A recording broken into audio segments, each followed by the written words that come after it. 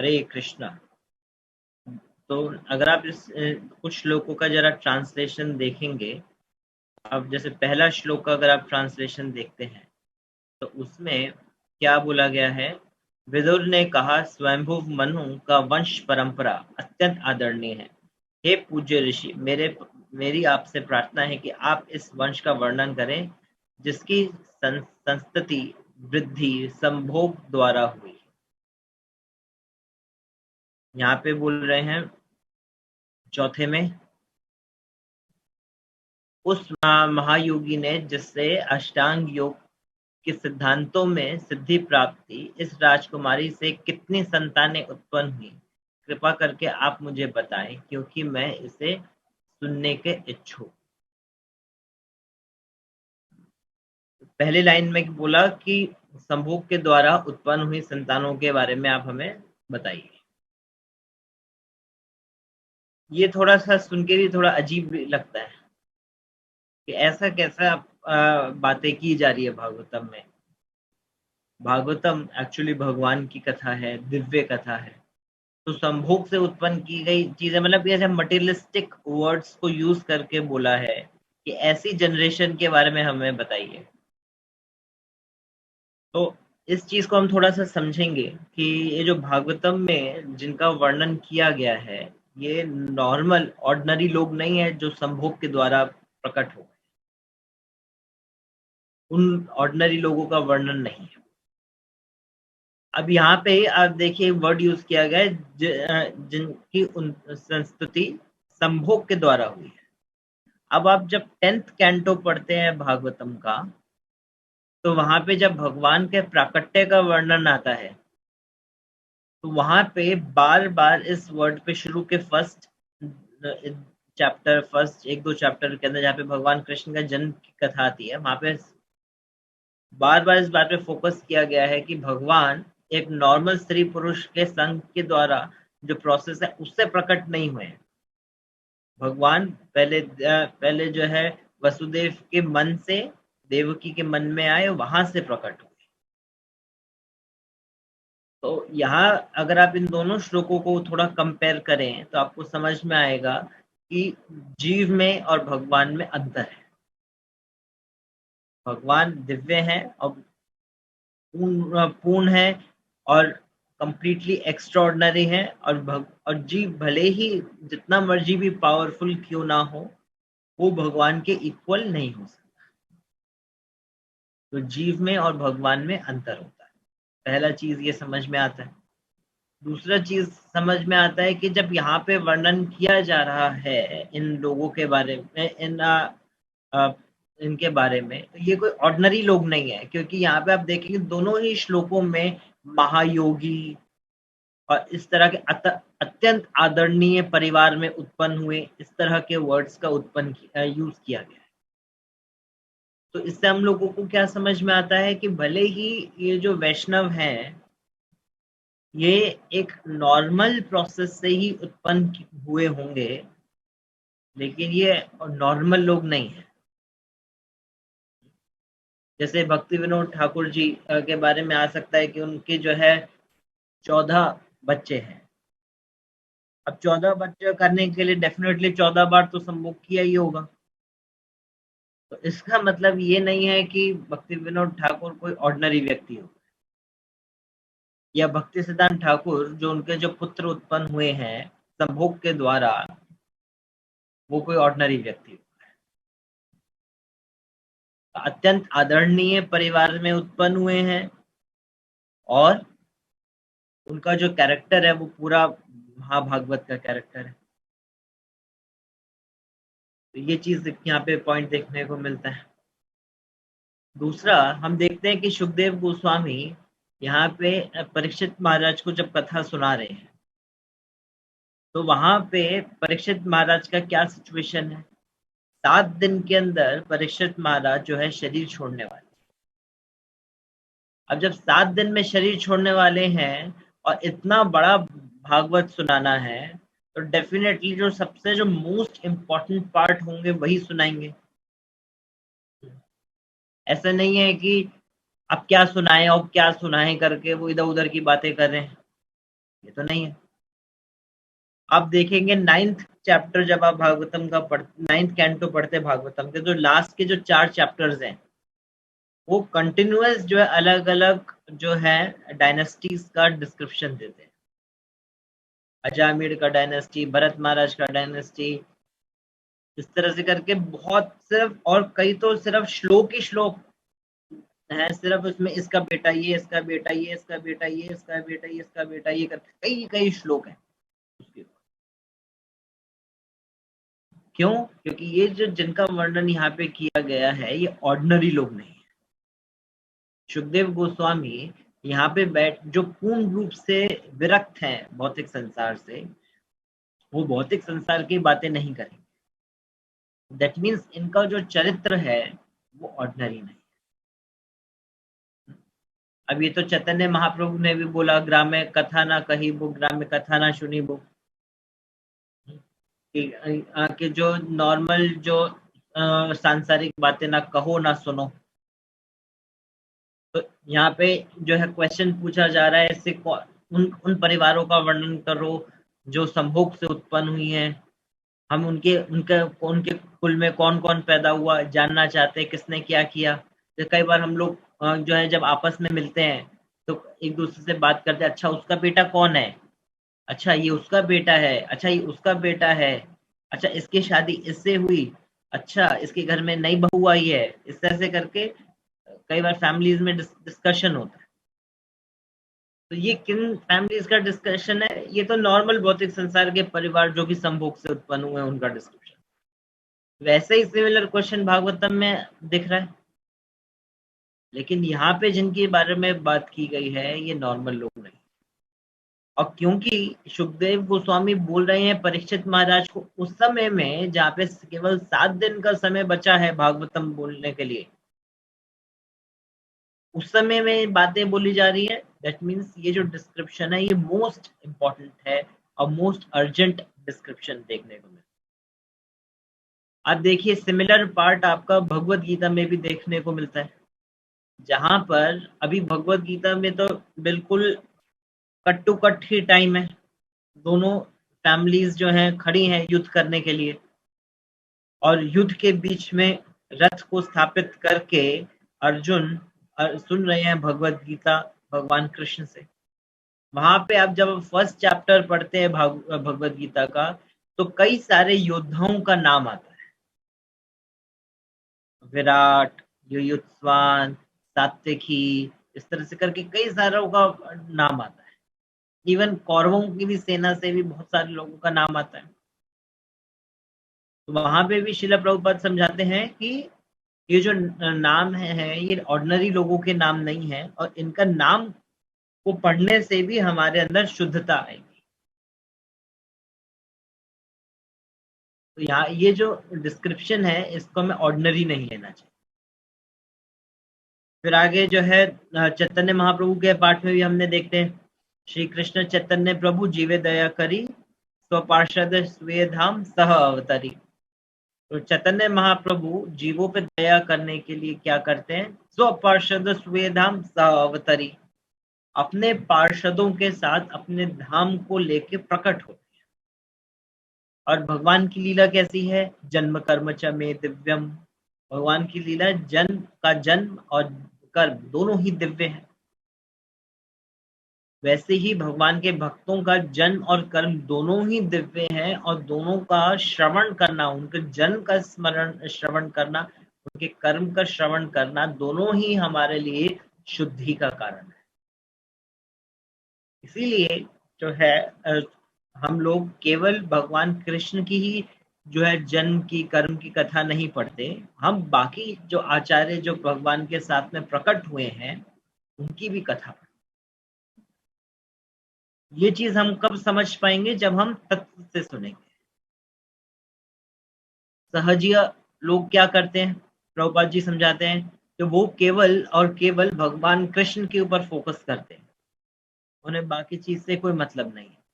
और फिर भगवान कृष्ण की पे भी फोकस करते हुए वो रासलीला के ऊपर ही फोकस करते हैं, क्योंकि उनका मोटिव जो है वो अलग है। वो अल्टीरियर मोटिव से सुनते हैं रासलीला को, और उसको सुन के उनकी काम उत्तेजनाएं बढ़ जाती हैं और वो गलत कामों में जुड़ जाते हैं। लेकिन आप देखिए प्रभुपाद जी जो कितना डिटेल में समझा रहे हैं, महाभारत की कथा को समझा रहे हैं यहाँ पे, इन सारे पांडवों की कथा को समझा रहे हैं। और ये आप देखिए जो फर्स्ट कैंटो भी जब आप भागवतम का पढ़ते हैं तो शुरू के जो चैप्टर्स हैं, जैसे भीष्म पितामह वाला चैप्टर है, कुंती महारानी वाला चैप्टर है, उसमें कई सारे श्लोक ऐसे हैं जहाँ पे बहुत सारे संतों का बहुत डिटेल्ड में डिस्क्रिप्शन लिखा है, बड़े बड़े श्लोकों में, पर्वत मुनि के बारे में, धौम्य ऋषि के बारे में, अलग अलग ऋषियों के बारे में। और प्रभुपाद जी ये पर्पट्स को कहाँ पे बैठ के लिख रहे हैं?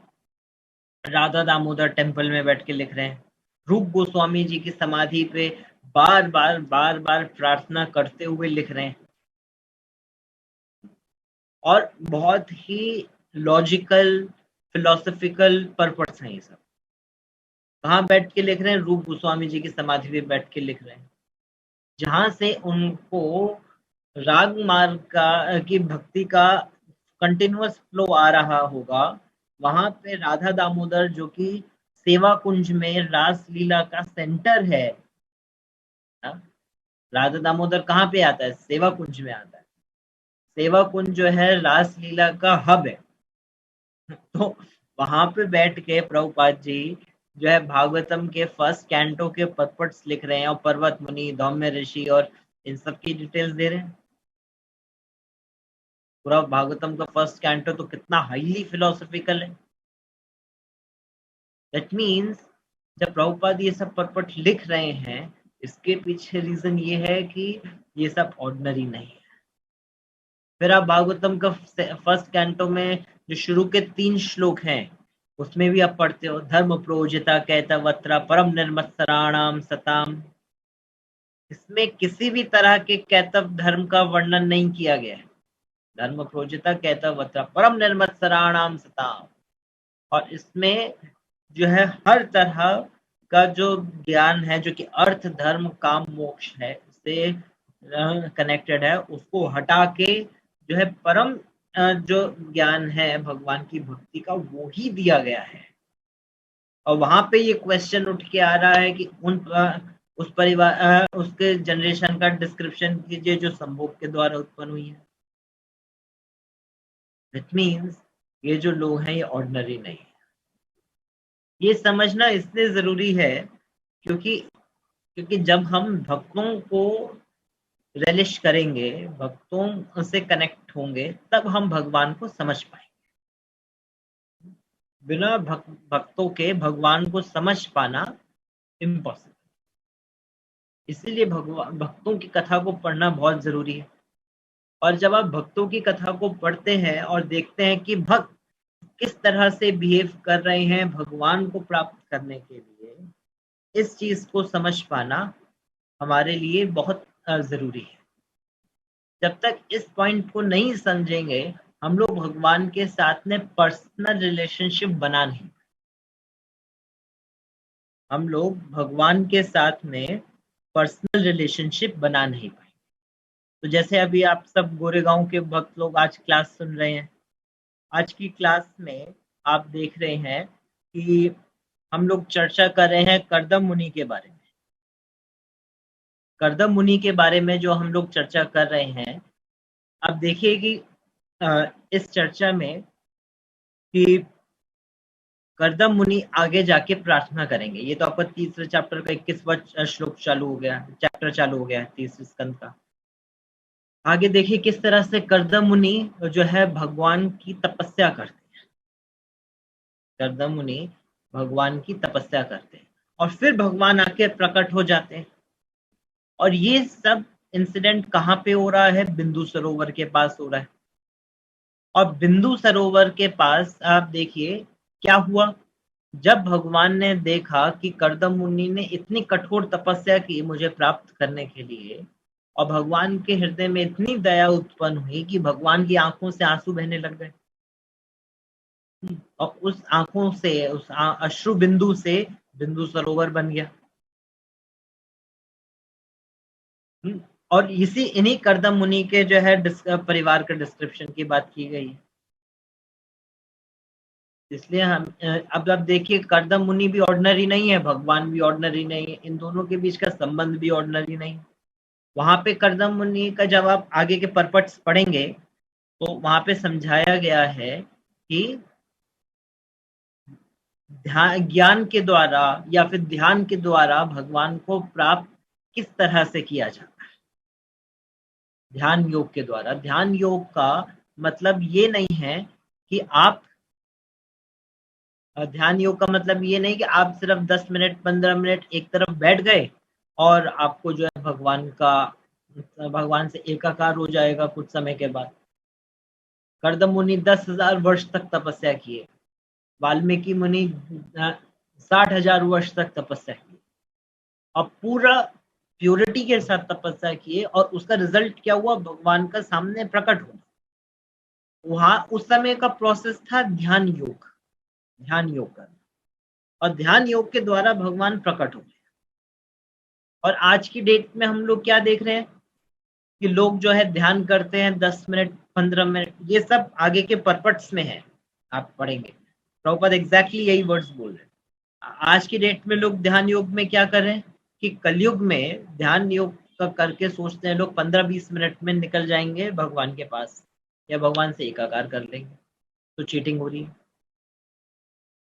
तो कर्दम मुनि यहाँ पे अपने एक्टिविटी से समझा रहे हैं कि एक्चुअली में अगर कोई ध्यान योग का पालन कर रहा है तो उसका क्या ऑब्जेक्टिव है। इतना मेहनत किया तपस्या करने में, कुछ इमेजिनरी चीज पाने के लिए तो किया नहीं है। और वो जब उस समय ध्यान कर रहे थे तो ध्यान में भी ऐसा नहीं कि वो बस एकदम आंखें बंद करके खाली बैठ गए, वो भगवान की ही उपासना कर रहे थे, और भगवान अपने पूर्ण रूप में वहां पे प्रकट होते, भगवान वहां पे प्रकट होते हैं अपने पूर्ण रूप में। तो ये भगवान की का जो है एक्टिविटी, और वही कर्दम मुनि भी यहाँ पे हमें करके दिखा रहे हैं। तो इसीलिए हमें कर्दम मुनि को समझना बहुत जरूरी है। ऐसे नहीं सोचना चाहिए कि जल्दी जल्दी हम लोग 1 to 9 कैंटोस पढ़ लें और भगवान की कथा पढ़ेंगे 10th कैंटो में। प्रभुपाद जी बताते हैं कि अगर आप 1 to 9 कैंटोस अच्छे से पढ़ेंगे तो आप 100% जो है भगवान को रियलाइज कर सकते हैं। और जब आप भगवान को 100% रियलाइज कर लेंगे तो जब आप 10th कैंटो पढ़ेंगे तब आपको भगवान की लीला समझ, ये प्रभुपाद जी लिख रहे हैं प्रीफेस में। तो इसीलिए हर एक चीज को पढ़ना बहुत जरूरी हो जाता है। और आप देखिए चैतन्य महाप्रभु की लीला में भी हम इसको और अच्छे से समझ सकते हैं, जहाँ पे हम लोग पाठ देखते हैं सार्वभौम भट्टाचार्य। सार्वभौम भट्टाचार्य के जो दामाद थे उनका क्या नाम है, अमोघा। अभी जब चैतन्य महाप्रभु जगन्नाथपुरी में आए तो सार्वभौम भट्टाचार्य तो उनका बहुत सेवा करते थे, लेकिन अमोघा के मन में बहुत ईर्ष्या थी, और इसी ईर्ष्या के कारण वो चैतन्य महाप्रभु के प्रति बहुत अपराध करते रहे। कौन, अमोघा। तो जब इतना अपराध करने के कारण जो है चैतन्य, जब उनको जो है कोढ़ की बीमारी हो गई और उनके सारे अंग जो है मेल्ट होके गिरने लग रहे थे, पिघल रहे थे, उनकी हालत बहुत खराब थी। तब जो है चैतन्य महाप्रभु स्वयं आते हैं अमोघा के पास, और अमोघा के हृदय पे अपना हाथ रख के कहते हैं कि तुमने अपने हृदय में इतनी ईर्ष्या क्यों रखी, जब तक तुम्हारे हृदय में इतनी ईर्ष्या रहेगी भगवान वहां पे आके निवास नहीं करेंगे। अब अमोघा जो भगवान से इतनी ईर्ष्या करते थे,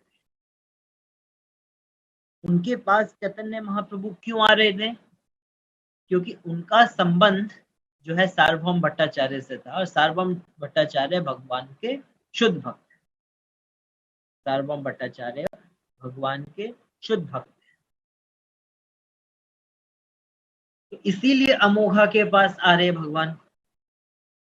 अब आप देखिए, कई बार इस लाइन का आपने सुना होगा कि बड़े बड़े योगियों को जो है इतने हजारों हजारों साल तपस्या करने के बाद भी वो कृपा नहीं मिलती, वो भगवान का दर्शन नहीं मिलता, लेकिन जो भगवान के भक्त हैं, जो भगवान के नाम का जप करें, उनको मिल जाती है।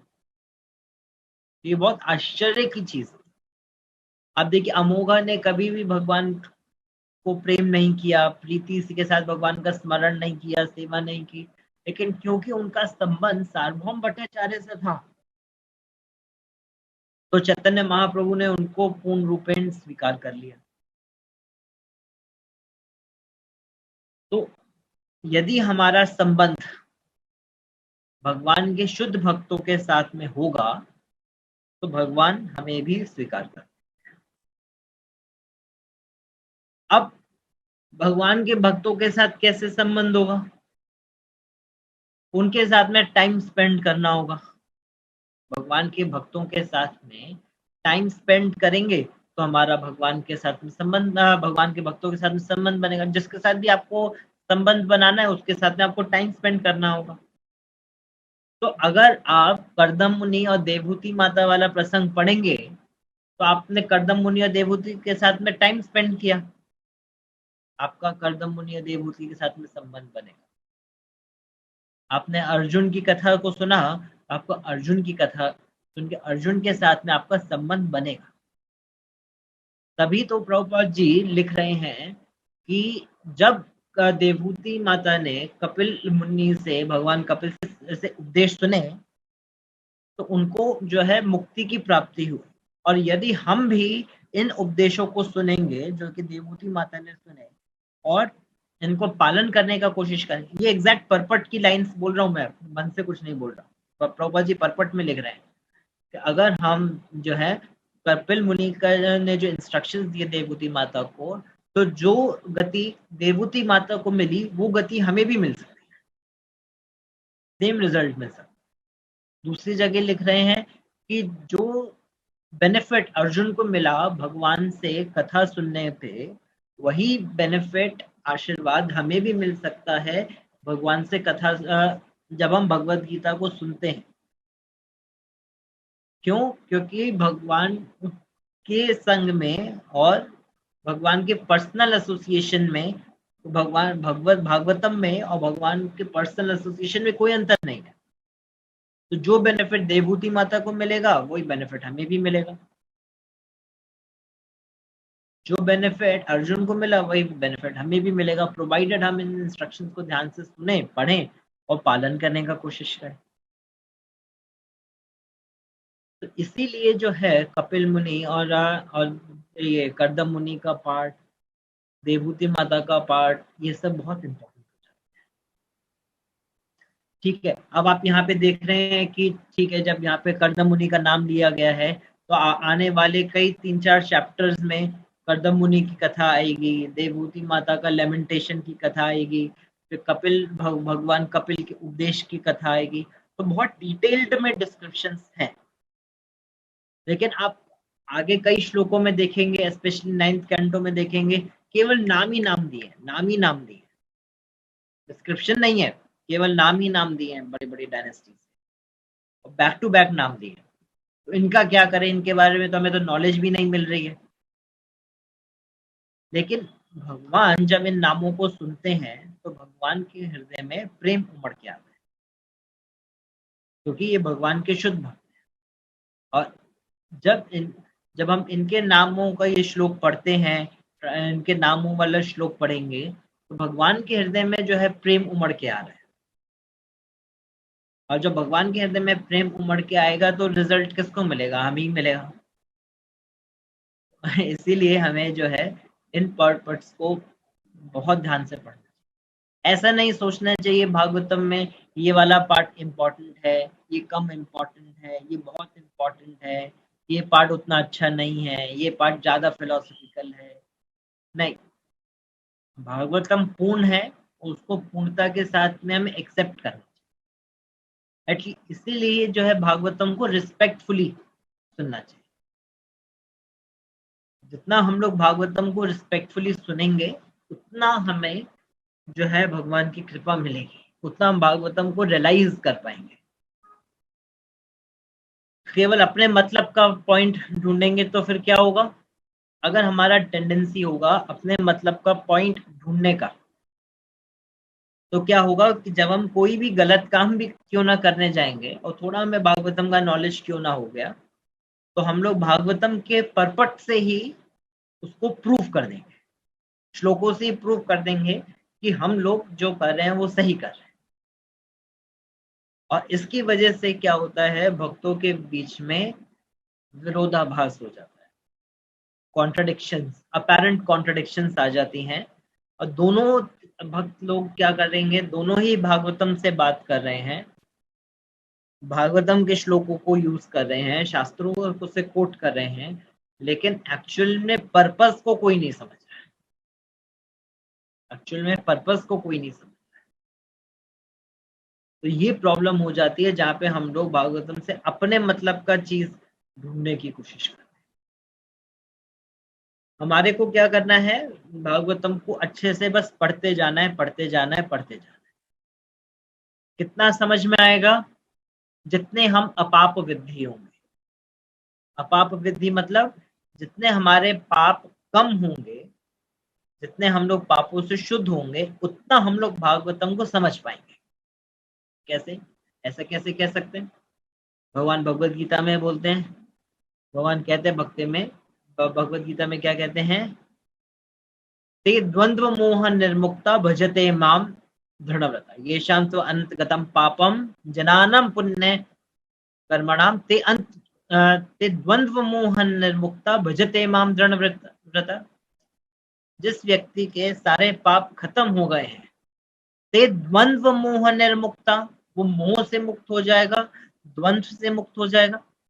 ते द्वंद्व मोह निर्मुक्ता, और क्या करेगा, भजते माम दृढ़व्रता, दृढ़ता के साथ मेरा भजन करेगा। वो हर तरह के मोह से, द्वंद्व से मुक्त हो जाएगा, हर तरह की कंफ्यूजन से मुक्त हो जाएगा। कौन व्यक्ति मुक्त हो जाएगा, जो कि बिना पाप किया हुआ। अगर अभी हमारा सिचुएशन ऐसा है कि हमने बहुत पाप किए हैं, तो हम लोग के जीवन में द्वंद्व मोह ज्यादा होगा। तो और हम ऐसी स्टेज में जहाँ पे द्वंद्व मोह ज्यादा है, हम लोग भागवतम को रियलाइज करने की बात नहीं कर सकते। तो भागवतम हमारे लिए क्या करेगा, जब हम भागवतम को सुनेंगे, हमें जो है इन पापों को करने की टेंडेंसी से मुक्त कराएगा। पहले हमारे ये पापों को खत्म करेगा, पापों को करने की टेंडेंसी धीरे धीरे हमारी खत्म होती चली जाएगी। और जब हमारे पाप करने की टेंडेंसी खत्म हो जाएगी, हम लोग द्वंद्व मोह से मुक्त हो जाएंगे, भागवतम को प्रॉपरली रियलाइज कर पाए। तो अब आज जो अगर हम जिस स्टेज में हैं जहाँ पे हमारे बहुत सारे पाप हैं ऑलरेडी, सिंफुल रिएक्शंस हैं ऑलरेडी, तो भी अगर हम भागवतम सुन रहे हैं, बस सुन रहे हैं और पढ़ रहे हैं, सिंसियरली कोशिश कर रहे हैं, तो भगवान हमें जब देखेंगे कि ये व्यक्ति सिंसियरली कोशिश कर रहा है मुझे सुनने की, समझने की, तो वो क्या करेंगे, हमें वो बुद्धि देंगे जिसके माध्यम से हम उनके पास आ सके, तो हमारे पापों को खत्म कर देते। तो इस स्टेज पे हमें ज्यादा ज्ञान लगा के भागवतम को सुनने की, समझने की जरूरत नहीं है, अपना उल्लू सीधा करने की जरूरत नहीं है, भागवतम में से काम की चीज निकालने की जरूरत नहीं है। इसको बस फर्स्ट पेज से कंटिन्यूअस पढ़ते जाएं, पढ़ते जाएं, पढ़ते जाएं। फिर कोई कहता है कि हम पढ़ते तो जा रहे हैं लेकिन समझ में नहीं आ रहा है। हम लोग भगवान कृष्ण को समझ भी नहीं सकते। कृष्ण, अगर हम लोग कोशिश कर रहे हैं कृष्ण को समझने की, तो वो पॉसिबल नहीं है, क्योंकि ये भगवान अपने आप को प्रकाशित करते हैं। हम लोग कृष्ण को समझ नहीं सकते, हम भगवान अपने आप को प्रकाशित करते हैं। हमारे सिंसियरिटी को देखेंगे भगवान, तो अपने आप को प्रकाशित कर देंगे, तो हम लोग समझ पाएंगे। और क्या बताया भगवान ने, कि सेवा करने से ही भगवान अपने आप को प्रकाशित करते हैं, इंद्रियों के माध्यम से नहीं। अतः श्री कृष्ण नामादि न भवेद ग्राह्यम, इंद्रियों के माध्यम से नहीं, सेवा करने से। तो हम लोग भागवत पढ़ें, गुरु के इंस्ट्रक्शंस का पालन करें, भगवान के नाम जप करें, जो भी पॉसिबल है उतना सेवा करने का प्रयास करेंगे। तो इस मूड से जब हम भागवतम को पढ़ेंगे, सेवा के मूड से, साथ में हम लोग वैष्णवों का सेवा करेंगे, प्रचार में सेवा करेंगे, रीडिंग हियरिंग करेंगे, चैंटिंग करेंगे। ये इस सेवा में जब हम जुड़ेंगे तो धीरे धीरे हमें भागवतम रियलाइज हो, और जैसे जैसे हमें भागवतम रियलाइज होगा उतना हमारा भगवान से कनेक्शन स्ट्रॉन्ग। अब केवल और केवल भगवान अकेले तो काम करते नहीं है। जैसे प्रभुपाद जी समझाते हैं कृष्ण बुक में कि भगवान कृष्ण अकेले नहीं आते। भगवान कृष्ण अपने नाम, रूप, गुण, लीला, परिकर, पार्षद सबको लेके आते हैं। वैसे ही आप भागवतम में भगवान की भी कथा पढ़ते हो, भक्तों की भी कथा पढ़ते हो। केवल भगवान की कथा पढ़ेंगे तो ढंग से समझ में नहीं आएगी, लेकिन भक्तों की कथा पढ़ेंगे तो आपको भगवान के साथ में उनका संबंध देखने को मिलेगा। उस संबंध को स्थापित करने के लिए उन्होंने क्या प्रोसेस किया वो देखने को मिलेगा, वो अभिदय देखने को मिलेगा, और वो अभिदय करने के बाद जो रिजल्ट आया वो प्रयोजन देखने को मिलेगा। तो जब आप इस तरह से भक्तों की कथा पढ़ते हैं तो संबंध, अभिदय और प्रयोजन तीनों चीजें देखने को मिलती है। संबंध भी देखने को मिलता है, अभिदय भी देखने को मिलता है, और प्रयोजन भी देखने को मिलता है। और शास्त्र क्या है, भागवत क्या है? संबंध, अभिदय और प्रयोजन। चैतन्य महाप्रभु रूप गोस्वामी जी को जब शिक्षा, रूप गोस्वामी सनातन गोस्वामी को शिक्षा देते हैं तो ये चीज बोलते हैं, संबंध, अभिदय और प्रयोजन, ये तीन चीजें हैं जिसको समझने की चीज। अब संबंध को समझना है तो एक तो भगवान हो गए और दूसरा व्यक्ति कौन है, भक्त। अभिदय को देखना है तो भक्त ने क्या एक्टिविटीज की वो देखना पड़ेगा। प्रयोजन देखना है तो भक्त ने जब अभिदय किया संबंध को समझते हुए तो क्या रिजल्ट मिला वो देखना होगा। इसीलिए जो मैक्सिमम फोकस है वो भक्त की एक्टिविटीज के ऊपर ही है। इसलिए आप देखेंगे भागवतम में मोस्टली भक्तों की कथा आपको मिलेगी अलग अलग। इसीलिए जब ये क्वेश्चन पूछा विदुर जी ने कि मैं जो है इनके बारे में सुनना चाहता हूँ, तो यहाँ पे वो किसी नॉर्मल व्यक्ति के बारे में नहीं सुन रहे, वो वो कंप्लीटली एक्स्ट्राऑर्डिनरी परिवार के बारे में सुन रहे हैं जिनका संबंध डायरेक्ट भगवान। तो इस चीज को हमें समझना चाहिए। इसलिए भक्तों की कथा को सुनना समझना बहुत जरूरी हो जाता है। और आप देखिए यहाँ पे जब आप कथा देख रहे हैं, चाहे कर्दम मुनि की देखें, चाहे विदुर और मैत्र मुनि जो आपस में यहाँ पे बात कर रहे हैं, अब क्या हो रहा है यहाँ पे? मैत्र मुनि जंगल में पेड़ के नीचे बैठे हुए हैं और विदुर जी जो है वो परिवार के द्वारा इंसल्टेड है। वो जो है वहां से घर छोड़ के घूम रहे हैं, और घूमते घूमते जो है मैत्र मुनि के पास पहुंचते हैं, और विदुर और मैत्र मुनि के बीच में संवाद चालू हो जाता है। दोनों बैठे हैं आपस में बात कर रहे हैं, विदुर बात कर रहे हैं, विदुर क्वेश्चन पूछ रहे हैं, मैत्र मुनि आंसर कर रहे हैं। हाँ, दोनों बैठ के बस ऐसे नॉर्मल बातचीत तो कर रहे हैं, और उनकी बातचीत जो है देखे यहाँ पे भागवत बन गई, भागवतम बन गई, पूरी भागवत बन गया, भागवत के श्लोक बन गए। उन दोनों के बीच की बातचीत करे ना वो बैठ के बस खाली, देखो कैसे भागवत बन। हाँ? ऐसे तो हम भी आपस में, इतने लोग आपस में बातचीत करते वो तो भागवत नहीं बन रहा है, वो प्रजल्पा बन जाता है। तो ये मतलब ये जो विदुर जी हैं, मैत्र मुनि हैं, ये ऑर्डिनरी लोग नहीं है, इनके बीच की बातचीत ही भागवत बन जा रहा है ना।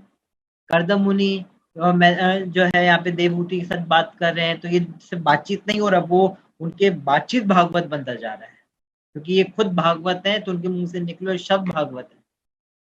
वैसे ही जो गुरु हैं या प्रभुपाद जी हैं, इनके एक्टिविटीज भागवत हो जाती है। गुरु से मुख से निकली हुई बातचीत जो वो जो कर रहे हैं, उनकी जो एक्टिविटीज है वो सब भागवत हो जाता है।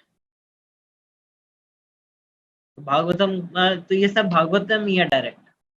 इसलिए इनको ऑर्डिनरी देखना नहीं चाहिए, और बहुत ध्यान से रिस्पेक्टफुली इसको ग्रहण करना चाहिए, चाहे समझ में आए चाहे ना आए। फिर विद टाइम जो है हमारा ग्रोथ होता जाएगा, और जितना ग्रोथ होगा हमारा रियलाइजेशन नेचुरली बढ़ेगा, एक दिन में नहीं बढ़ेगा, नेचुरली बढ़ेगा। इसीलिए जो ये जो क्वेश्चंस पूछे गए हैं यहाँ पे, ये बहुत ही विशेष है, और जो इनके उत्तर हैं वो विशेष है। ये हमारे भगवान के साथ में जो संबंध को स्ट्रांग बनाएंगे, अभ्युदय में दृढ़ता पहुंचाएंगे और प्रयोजन तक हमें पहुंचाएंगे। ठीक है, तो हम यहाँ पे रोकते हैं।